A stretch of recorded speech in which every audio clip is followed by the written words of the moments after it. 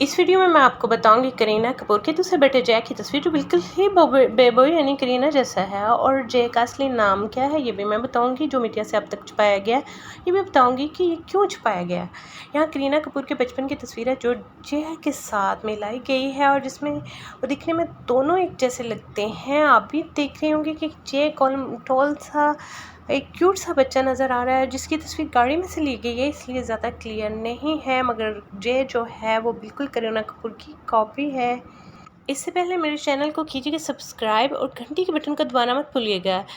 जी तो जानते हैं करीना कपूर के दूसरे बेटे के बारे में, जो करीना कपूर ने अपने बेटे जय को मीडिया से बहुत छुपाया। अब जबकि 6 माह का हो गया तो इसे मीडिया के सामने लाया गया। बेबू की तरह दिखने वाले गोल मटोले इस बच्चे का नाम आखिरकार क्यों छुपाया गया? इसका नाम जो है वो जे बताया गया, जो मीडिया के सामने लाया गया वो जे था। इसकी वजह ये थी कि करीना कपूर को तैमूर अली खान के लिए बहुत ज़्यादा क्रिटिसाइज़ किया गया था, जिस वजह से करीना कपूर ने इसका नाम जो है मीडिया से छुपा के रखा और इसका नाम जे बताया। तो जे का असली नाम है जहांगीर अली खान। जहांगीर अली खान।